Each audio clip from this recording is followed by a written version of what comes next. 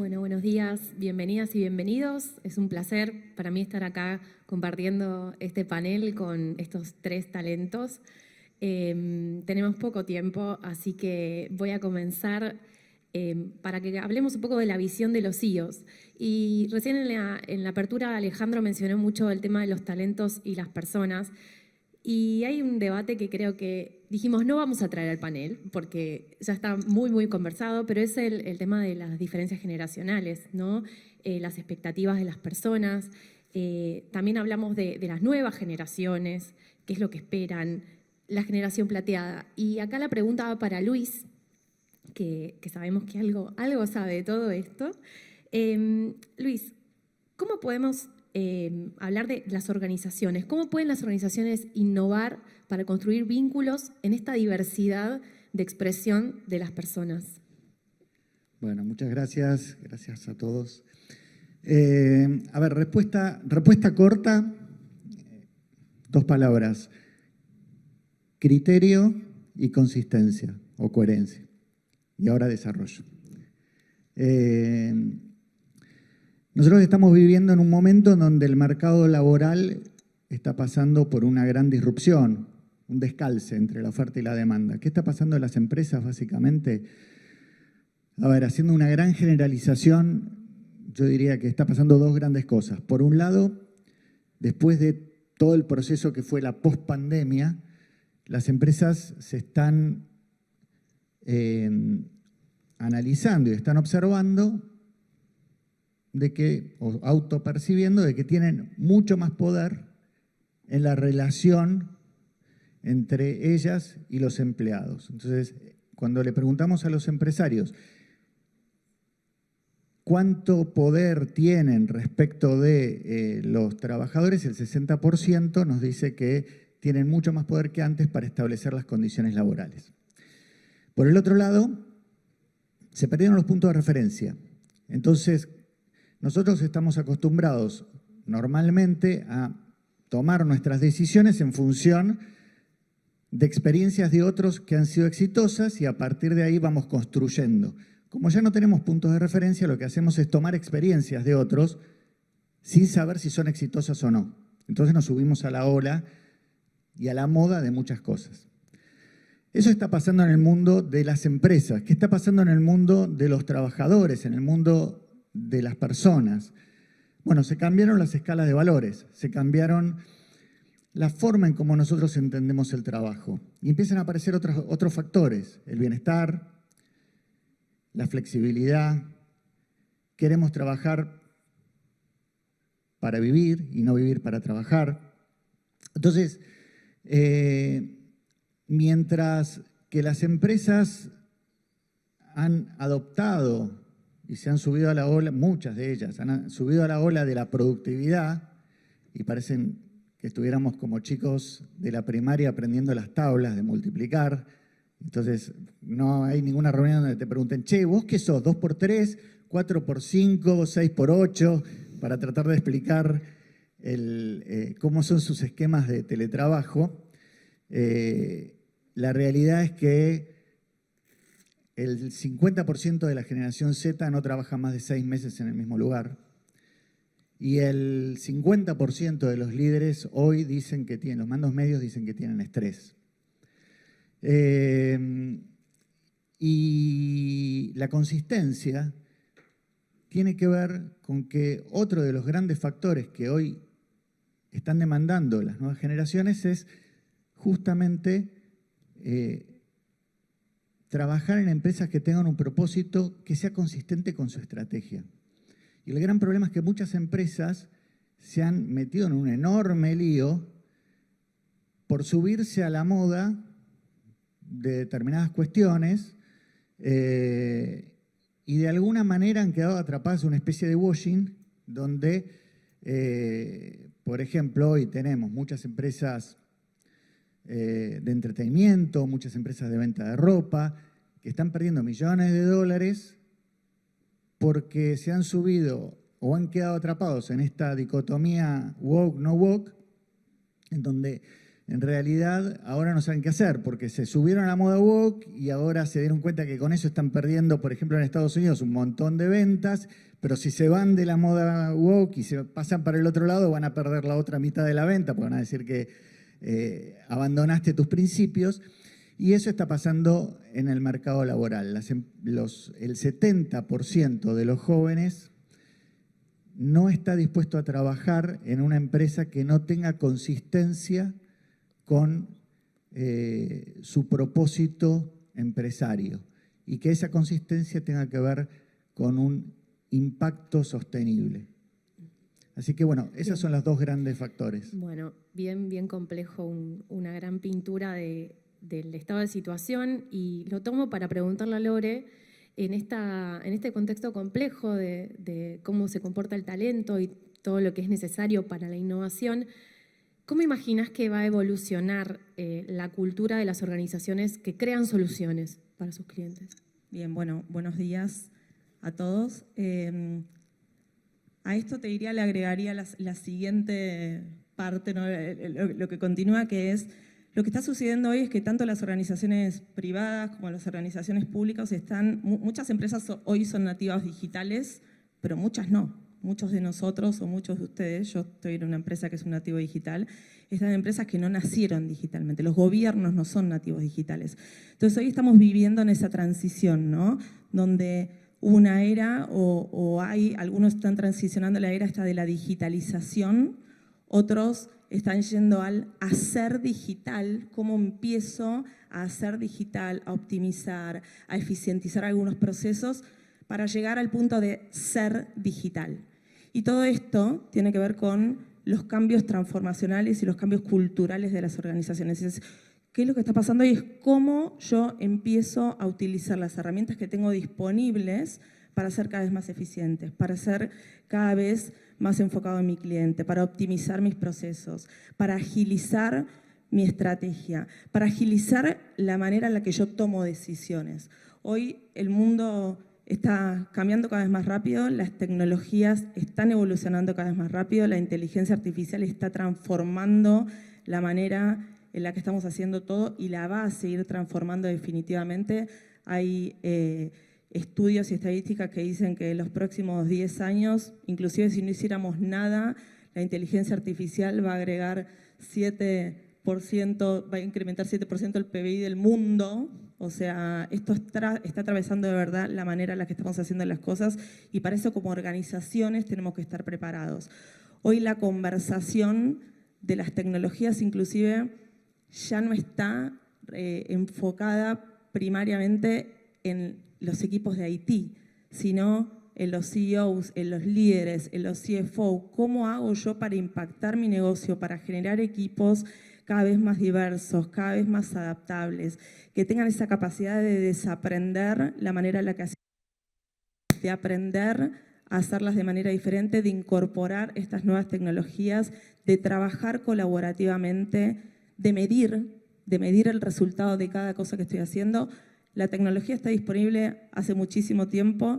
Siempre cuando hablamos de nube, a mí me gusta decir, la nube vino a democratizar la tecnología, porque hoy no hay ningún motivo por el cual cualquiera de las empresas de ustedes no puede usar la misma tecnología que usa la NASA, la CIA o el Bank of America. Digo, la verdad es que eso está disponible para todos nosotros, pero para eso tiene que haber una decisión, tiene que haber una estrategia, tiene que haber organizaciones ágiles y tiene que haber líderes capaces de entender y setear esa dinámica en sus organizaciones para crear las soluciones, porque al fin del día es lo que decía Alejandro, las compañías están enfocadas en generar rendimientos. Buenísimo. Realmente es un desafío el cambio cultural y también el gestionar el choque cultural, ¿no? Entre empresa que ofrece soluciones y organización que debería incorporarla para seguir, para ser más productivo, para ser competitivo. Bueno, ahora le toca el turno a Matías, que Matías es CEO de una startup, ¿sí? Que las startups tienen una naturaleza muy diferente a las compañías que ya están consolidadas. Así que lo que le quiero preguntar a Matías es, ¿cuál es la visión que sostiene una startup? ¿Y cuál es el foco que el CEO no tiene que perder de vista? Bueno, buenísima pregunta y creo que siempre la visión, misión y valores es lo que aparece en todas las diapositivas, pero después en la realidad. Hoy nosotros arrancamos la empresa con una visión muy clara de convertirnos en los número 1 en tecnología de ARN para el agro, que es básicamente la misma tecnología que se usó para las vacunas del coronavirus. Nosotros la estamos usando para modular los genes de plantas y patógenos de manera no transgénica y solucionar problemáticas que no tengan una solución con químicos hoy para reemplazarlos, claramente. Pero si vamos a la visión que nosotros tenemos, cuando la creamos era ser los número 1 en tecnología de ARN. Hoy por ahí estamos llegando pero lo que nos mantiene vivos todos los días es el hambre a solucionar un problema nuevo, un quilombo nuevo, como fue avanzar en la contratación de gente que no la podías contratar porque no tenías un budget muy alto para poder pagar el sueldo que corresponde, y tenías que trabajar en la cultura, o la regulatoria, que es uno de los issues más importantes nuestros, de cómo hacemos para que el ente regulador entienda sobre la tecnología nuestra, después para que capte el mensaje y lo transforme en algo que realmente se pueda transformar en algo a nivel global. Para que se den una idea, hay un solo producto basado en ARN para el agro a nivel global, registrado en Estados Unidos, y nosotros estamos desde hace ya 2 años trabajando con el SENASA local para ver si podemos ser los primeros en registrar un producto para fungicidas, o sea, para antihongos, desde Argentina para el mundo. Y eso es uno de lo que realmente nos mantiene vivos a nosotros en lo que es la visión, es qué problema nuevo hay por resolver. Y en cuanto a lo que es el foco que hoy, para mí, un CEO de una startup o de cualquier empresa no debe perder, de la startup es siempre estar pensando en el mercado, en ver cuál es el revenue que realmente te va a llevar. Nosotros muchas veces nos confundimos con el tema de inversión, que es un poco donde empezamos nosotros ahora el juego, pero creo que en tener muy en vista quién es el cliente y a quién uno le va a impactar es básicamente lo que uno no puede perder nunca. Pero una startup de biotecnología como somos nosotros y con una complejidad que hay a nivel principalmente país, con el tema del CONICET y con todo el tema del cambio de gobierno, que para este mundo realmente genera un impacto muy fuerte, es muy importante mantener una cultura dentro del equipo para que los científicos que son buenos y científicas no se te vayan a otro rubro totalmente diferente, y no es que estás perdiendo un talento, sino que estás perdiendo toda una línea de investigación desde hace muchísimos años. Así que creo que el talento es lo que nosotros hoy más cuidamos.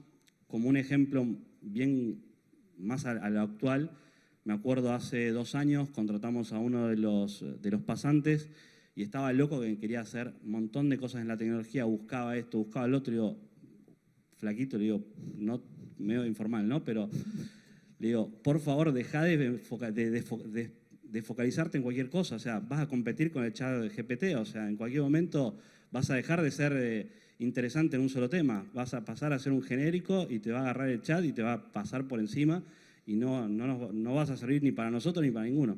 Bueno, cuestión de eso le debe haber hecho un clic porque hoy está haciendo su doctorado en la empresa, o sea, está haciendo el doctorado con nosotros. Entiendo que hoy usamos la herramienta esta para seguir potenciando las investigaciones, pero creo que hay que ser cada vez más especialistas para la movida generalista que se está generando y ser más generalista en cuestiones de skills blandas, o sea, en cómo uno se comunica, cómo se interrelaciona. Cuando uno emprende hay que ser resiliente. Entonces creo que esos son un poco los focos que, como sea, hay que siempre tener cuidado entre todas las pelotas que uno tiene en el aire, pero creo que el talento es la más importante. Excelente. Bueno, y me diste pie a algo muy interesante, que es esto, ¿no? Cuando uno intenta innovar, se produce un momento de dispersión, esto del famoso brainstorming, que quizás en la cultura científica es algo que es parte del método, empezar a buscar, generar muchas hipótesis, ir testeándolas y ver cuál es la mejor y seguir adelante. El tema es el timing de eso. Y acá me abre la puerta para preguntarle a Luis, ¿por qué los proyectos de innovación fracasan? Buenísima pregunta, Laura, y me gustaría masajear un poco algunos conceptos que mencionaron Lorena y Matías. A ver, según la consultora que vos veas, más o menos entre el 70 y el 80% de los proyectos de transformación en las organizaciones fracasan. Y si eso lo circunscribís a los proyectos de digitalización, hay algunos que hablan de que el 90% de los proyectos de digitalización fracasan.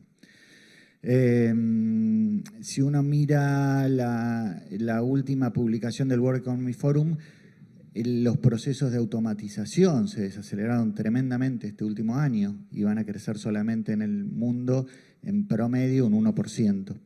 Entonces la pregunta es, ¿por qué? ¿Por qué está pasando todo esto? A ver, hay algunos que dicen que es porque las empresas salieron a comprar cosas que no necesitan. Parecíamos nosotros en la pandemia con las volucompras.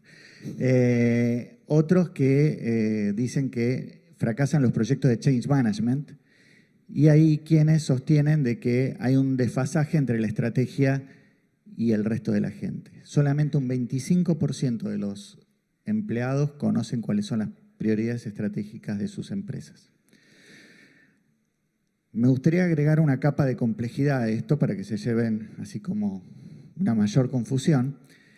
Y para eso alguna reflexión. Toda organización es un grupo humano. Como grupo humano, cada uno de nosotros tiene alguna idea de para dónde hay que ir, para dónde hay que rumbear. Generalmente esas ideas suelen estar mirando para distintos lados. Entonces, ¿cómo hace una organización para que todas las personas que la integran se alineen detrás de un objetivo común? Bueno, básicamente hay dos grandes herramientas que tienen las empresas. La primera, las personas voluntariamente confían en una o dos o tres personas a las que le entregan parte de su poder de decisión para que los guíe y los oriente. Eso se llama liderazgo, ¿sí? Básicamente. Y la capacidad para orientar a ese grupo de personas se llama poder, ¿sí? Entonces, uno de los aspectos fundamentales para que las organizaciones funcionen es que tienen que tener líderes con poder. La otra gran herramienta que tienen las empresas es una especie de catálogo de normas no escritas que de alguna manera nos dicen cómo tenemos que operar para que la organización viva, siga viviendo, sobreviva. ¿Y eso cómo funciona? Y bueno, en la medida que nosotros vamos haciendo cosas y eso nos va diciendo que en esta instancia, haciendo esto, funcionamos, la organización aprende. Y esas normas no escritas se llama cultura. Entonces, innovar implica transformarse, implica modificarse. La cultura está pensada para permanecer, no para transformarse. Entonces, vos para poder innovar necesitas transformar la cultura. ¿Cómo transformás la cultura? A través de los líderes. Los líderes son los que generan las conversaciones que cambian la forma en la cual nosotros entendemos que hay que hacer las cosas. La mayoría de las empresas, sobre todo las no digitales, como decía Lore, tienen grandes problemas porque sus líderes están desesperados por innovar. Es muy raro encontrar hoy una comunicación de un CEO que no hable que no meta la palabrita innovación y agilidad en algún lado de su discurso, pero muchas veces no tienen el poder para poder cambiar, sus líderes no tienen la capacidad y el poder para poder cambiar y no pueden transformar la cultura que funciona como un gran freno a los procesos de innovación. Bien, entonces no es un problema de tecnologías el fracaso de los proyectos. 100% humano. Excelente. Bueno, acá paso a tomar esto para preguntarle a Lore, porque siempre que hablamos de innovación va a aparecer la palabra tecnología también, además de la agilidad. Y la adopción de la inteligencia artificial o todo lo que es ciencia de datos genera tanto entusiasmo como dudas, ¿no? E incomodidades o pensar qué pasa con respecto a la confidencialidad, cuestiones éticas. Entonces te quería preguntar, ¿cómo crees vos, Lore, que tienen que prepararse las organizaciones en relación a esto, a moverse en este terreno? Y si crees o ves barreras o tensiones en el futuro en relación al uso de estas tecnologías. Bueno, primero lo separaría en dos, ¿no? Uno que es más macro y otro que es más micro. Argentina como país todavía no tiene una regulación, una agenda, si quieren, de inteligencia artificial, ¿no? Una estrategia de inteligencia artificial a nivel país. Se está avanzando en reuniones, se está avanzando en decisiones, se está trabajando, sí. ¿Existe hoy la estrategia de inteligencia artificial de Argentina como país? Todavía no.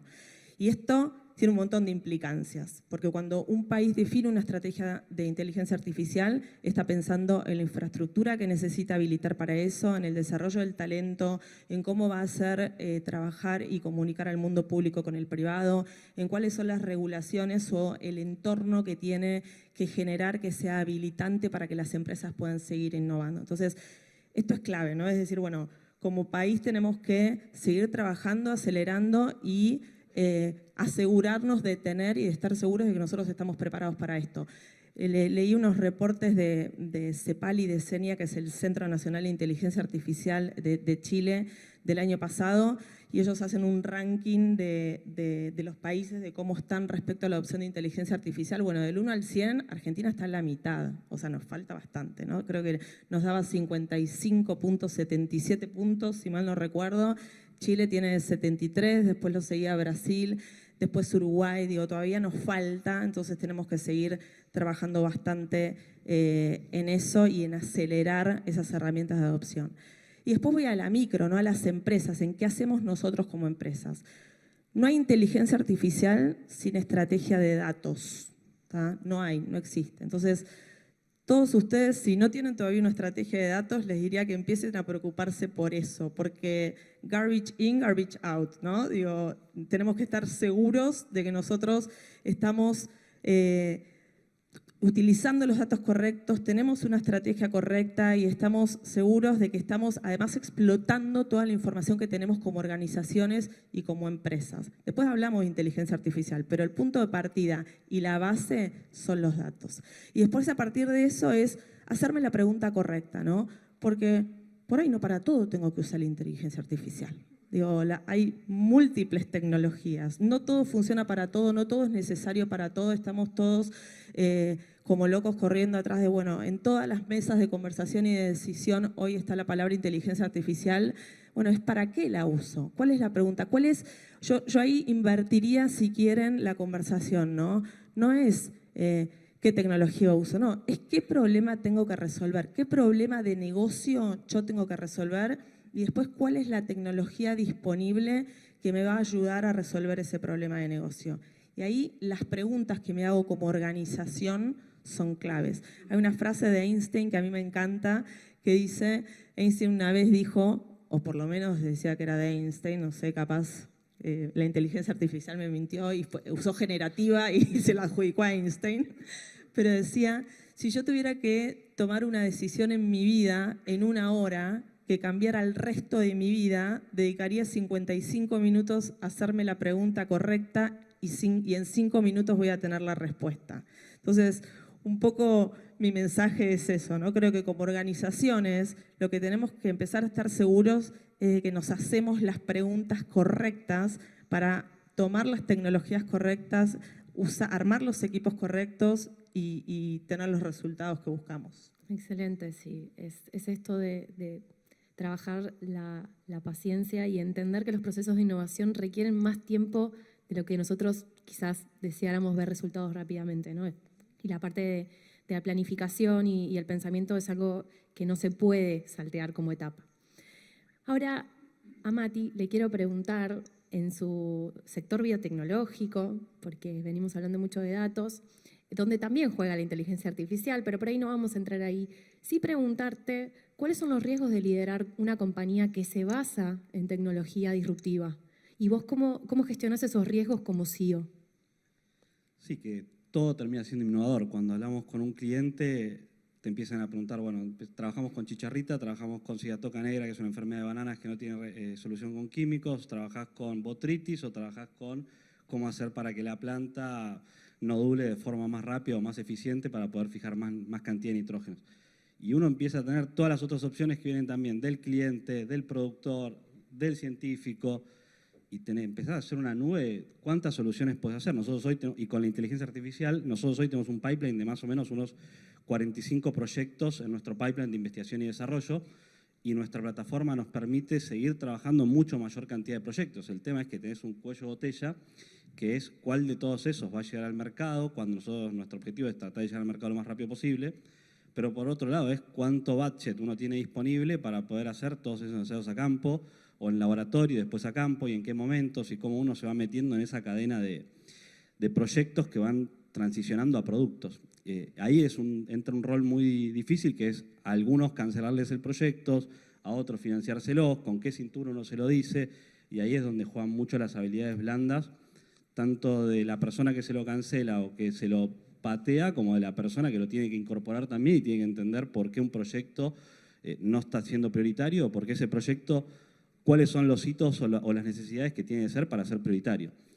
Y un poco como el rol del CEO es al revés, es tratar de buscar la mayor cantidad de recursos para que haya más cantidad de proyectos en la empresa. Y ahí como mi rol principal es empezar a buscar más clientes, tanto empresas que trabajen con el agro, empresas que sean clientes del agro, ya sea grandes productores o transformadores de alimentos, y empezar a juntar las tres puntas para conectar con un mismo proyecto y que ese proyecto sea mucho menos riesgoso, que haya más stakeholders involucrados en la realización del proyecto. Y principalmente desde Argentina tenemos, me voy a poner dos de los principales desafíos que se me vinieron a la mente cuando me mandaste esta pregunta, Lau, que uno es, vuelvo a lo mismo, la regulatoria, estos proyectos que son tan innovadores, donde lo primero que se cae es la regulatoria, y cuando uno no tiene la regulatoria en tu país, automáticamente toda la empresa se tiene que mudar a un país donde tenga la regulatoria lo más sencilla posible, y en este caso siempre termina siendo Estados Unidos, que es lo más pionero, y nosotros acá en Argentina, en el caso nuestro, que estamos en el agro, creo que hay que hacerme a culpa a todos, empezar a cuestionar más a estos entes reguladores para nosotros poder tener estas soluciones desde Argentina y generar el empleo acá. No solamente tener que mudar toda la organización como normalmente todas las startups hacen. Y el segundo punto, que para mí sí es realmente uno de los más críticos, es que nosotros en Argentina tenemos líderes en las corporaciones, principalmente las multinacionales, que son comerciales. Y en empresas de investigación y desarrollo a nivel global, cuando hablamos con alguien principalmente local o regional inclusive, no le importa para nada la investigación y desarrollo, y menos la innovación, siempre y cuando no tenga que ver con una visión de corto plazo de generar más ingresos en la compañía. Entonces acá la pregunta mía es al revés, hacia el público que está escuchando y está sentado en una silla de número 1, top management en estas empresas que tienen la capacidad de ayudar con pasos muy simples, que es simplemente te conecto con el global de I+D y te pongo en vinculación. Ahí es donde creo que estamos fallando como comunidad empresaria para poder acompañar estos proyectos que por ahí son muy chiquititos pero que tienen mucho impacto, para seguir trabajando en la innovación. Y para nosotros como CEOs, si querés, de estas empresas, nos implica que estas reuniones tener que tenerlas en Europa o en Estados Unidos, con todo el costo que esto es de no solamente viajar, de gestionar la reunión, que te acepten, cuando muchas veces es una videollamada o un shortcut de alguien que te dice, por favor, atendé a Matías Badanos Apolo en tal lugar, o a cualquier otro emprendimiento. Así que un poco mi recomendación hacia esta pregunta es, ¿qué hacen ustedes para ayudar a los CEOs de empresas más inmaduras, por decirlo de alguna manera, o en etapas más tempranas, para colaborar en que esta innovación se genere en Argentina y no en otra parte del mundo? Excelente. En definitiva, es gestionar ese riesgo que ustedes tienen de caer en el Valle de la Muerte, o sea, de morir dentro del Valle de la Muerte a partir del networking, ¿no? Que estos espacios son ideales para esto y, bueno, todo lo que pase afuera, mucho más. Bueno, nos quedan 2 minutitos nada más, así que vamos con una pregunta de cierre. Les quiero preguntar a los tres, ¿cómo se están preparando ustedes personalmente para lo próximo que puede venir? Y acá vale toda respuesta, todo tipo de respuesta. Bueno, te hablo desde lo personal. Yo creo que hay un chip que tenemos que cambiar, hacer un switch, y es que ya fue esta idea de que la empresa es paternalista y define lo que vos tenés que aprender. Hay una enorme responsabilidad de cada uno de nosotros de aprender y ser un poco los dinamizadores de nuestro futuro. Y eso a mí me lleva a dedicar bastante tiempo a aprender cosas nuevas y a dedicar mucho tiempo a tratar de conectar cosas que no tienen mucho que ver con el día a día de mi trabajo con lo que estoy haciendo, para entender para dónde van las cosas. Yo creo que esa es la base para poder enfrentar el futuro. Lore. Bueno, en línea con eso quiero decirles que yo dejé de escuchar radio y ahora solo escucho podcast, estoy como obsesionada, porque digo, siempre hay que seguir aprendiendo y hay mucho que escuchar y no da el tiempo. Sí, aprendiendo y tratando de incorporar todo el tiempo para mis propias tareas y para mi vida personal las herramientas de inteligencia artificial que me ayuden, porque el tiempo no me alcanza, que me ayuden a hacer las cosas más eficientemente, más rápido, más seguro. y también ayudando a los clientes. La verdad es que el trabajo ocupa una parte muy importante de nuestras vidas y para mí es muy importante estar segura de que acompaño a mis clientes y a mis organizaciones y a mi equipo también en esto, ¿no? En esta transformación que todos nosotros tenemos que hacer. La inteligencia artificial, digo, ya está. La transformación ya sucedió, ahora lo que tenemos que hacer es construir arriba de eso y para eso tenemos que estar preparados, entonces es cómo acompañamos a nuestros clientes y a nuestros equipos en estar seguros de que tienen todas esas herramientas e identifican esos espacios de crecimiento. Buenísimo. Mati. Sí, yo a nivel personal, antes me enfocaba más en, por ejemplo, lecturas de herramientas de estrategia, de herramientas más operativas en sí, y hoy estoy mucho más enfocado en cuestiones más personales de hábitos, de cuidar un poco más la salud, de hacer más deporte o tener una rutina de deporte, que siento que eso después impacta a cómo uno arranca el día, cómo se comunica, cómo uno empieza a tener una relación también de ejemplo con el resto de la organización, que te pone en otro nivel de bienestar, digo yo, que uno muchas veces cuando es chico, yo tengo 34, cuando tenía 20, como que el cuerpo no le daba ni 5 bolas y cada vez le empezamos a dar más bola. Y siento que eso es muy importante para todo lo que uno requiere, que es manejar una empresa, una startup principalmente, te requiere dormir poco, comer mal, y donde uno puede tener un hábito de empezar a dormir mejor, de empezar a hacer más deporte, de empezar a tratar de cuidarse un poco en las comidas, siento que es lo que hace cambie para uno poder hacer todo, tener todo el aprendizaje que después viene con todo lo que mencionaron bien Luis y Lore. Bueno, todos absolutamente complementarios uno con el otro, tantas respuestas como personas ahora. Siempre, acá llegamos al final, esperamos que hayan podido disfrutar este panel como lo hicimos nosotros, que lo preparamos con toda la intención de que ustedes se vayan de acá con más inquietudes, con alguna certeza quizás, pero siempre con las ganas de seguir trabajando en comunidad para que la innovación sea algo tangible y a la vez algo humano. Así que bueno, muchas gracias.